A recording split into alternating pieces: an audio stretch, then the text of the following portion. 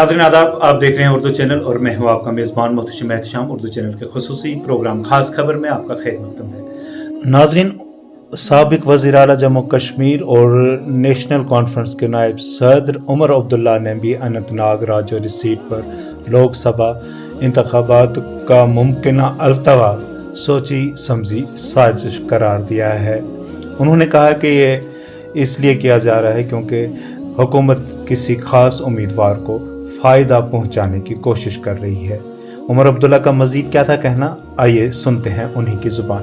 अनंतनाग लोगों की ये एक बदकिस्मती रही है, जब कभी ऐसा लगता है, और ये मैं पिछले चंद सालों के हवाले से बात कर रहा हूँ, जब जब उनको लगता है कि नेशनल कॉन्फ्रेंस का पलटा भारी है या एस्टैब्लिशमेंट का कैंडिडेट जो है वो इलेक्शन हारने जा रहे हैं, तो किसी न किसी बहाने इलेक्शन को पोस्टपोन करने की कोशिश की जाती है।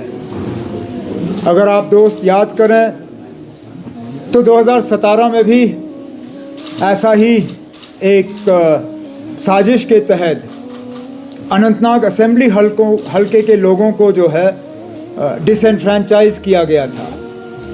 उस वक्त बीजेपी और पीडीपी की कोalition हुकूमत के दौरान चीफ मिनिस्टर साहिबा का भाई जो है वो उम्मीदवार था। इलेक्शन हारने के चंद दिन पहले इलेक्शन कमीशन के साथ एक साजिश रचा के अनंतनाग असेंबली हल्के के इलेक्शन को जो है लास्ट मोमेंट पे पोस्टपोन किया गया, और वो दिन और ये दिन उसके बाद वहाँ इलेक्शन हुआ नहीं।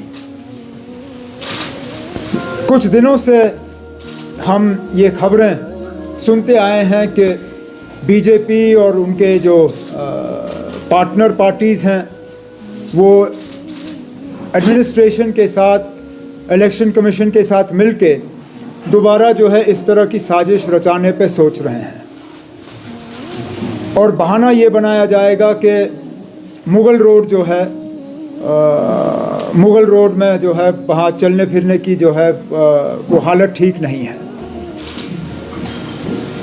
नेशनल कॉन्फ्रेंस के तरफ से मैं इलेक्शन कमीशन को ये अपील हम करें या उन्हें हम वार्न करें कि इस तरह का कदम उनको उठाना नहीं चाहिए। डिमांड हर पार्टी के तरफ से नहीं आई है।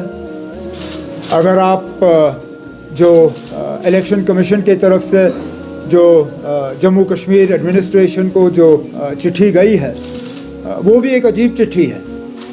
सबसे पहले तो उनमें वो लोग शामिल हैं जो इलेक्शन लड़ भी नहीं रहे हैं। अब मुझे बताइए, पीपल्स कॉन्फ्रेंस का इसमें कोई उम्मीदवार है नहीं, बीजेपी का इसमें कोई उम्मीदवार है नहीं, उनको इस इलेक्शन से क्या लेना देना?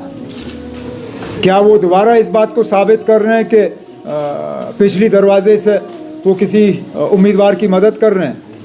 और जब उनका इस इलेक्शन में कोई उम्मीदवार है नहीं तो उनकी राय को जो है इलेक्शन कमीशन कंसिडर क्यों कर रही है? कल को अगर मैं कोई तमिलनाडु को लेके चिट्ठी लिखूं या केरला को लेके चिट्ठी लिखूं या महाराष्ट्र को लेके चिट्ठी लिखूं, तो क्या इलेक्शन कमीशन उसका नोटिस लेगी? तो अगर मेरी चिट्ठियों का इन जगहों पर नोटिस नहीं लिया जाएगा तो साउथ कश्मीर अनंतनाग राजौरी की सीट पे उन पार्टियों का जिनका कोई उम्मीदवार नहीं है उसका नोटिस क्यों लिया जा रहा है? और फिर इस लिस्ट को बड़ा चढ़ा के पेश करने के लिए एक पार्टी का दो बार जिक्र होता है, एक पार्टी के सदर के नाम के लिहाज से और उसके बाद सिर्फ पार्टी के लिहाज से। तो अगर आप इन को निकालने का काम करें तो इसमें चंद ही तो नाम बचते हैं। और वैसे भी आज अगर आप देखें रास्ता खुला है, आने जाने में कोई रुकावट नहीं है। चलिए अगर एक आध दिन बारिश पड़ भी जाती है तो इतना कोई रास्ता खोलना जो है इतना मुश्किल है नहीं।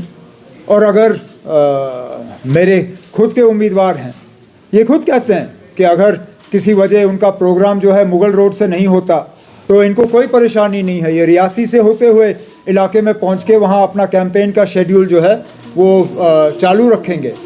तो इलेक्शन कमीशन जो है उनका फ़र्ज़ बनता है कि वो हर पार्टी जो है उनकी व्यूज़ को कंसिडरेशन में लाएं। अगर हमारे व्यूज़ को नज़रअंदाज किया जाता है तो उसका सीधा सीधा मतलब हम ये निकालेंगे कि जो है एक सोची समझी साजिश के तहत वहाँ इलेक्शन के साथ जो है खिलवाड़ करने की कोशिश की जा रही है, और ये चीज़ जो है लोग इसको बहुत इसका जो मायने निकलेगा वो अच्छा नहीं होगा। उर्दू चैनल में आज बस इतना ही। अपने मेज़बान मोहतशिम एहतशाम और उर्दू चैनल की पूरी टीम को दीजिए इजाज़त। आप हमारा चैनल सब्सक्राइब करें, वीडियोस लाइक और शेयर करें, कमेंट बॉक्स में अपने तासरात से नवाजें और बेल आइकन लाजमी क्लिक करें। खुदा हाफिज़।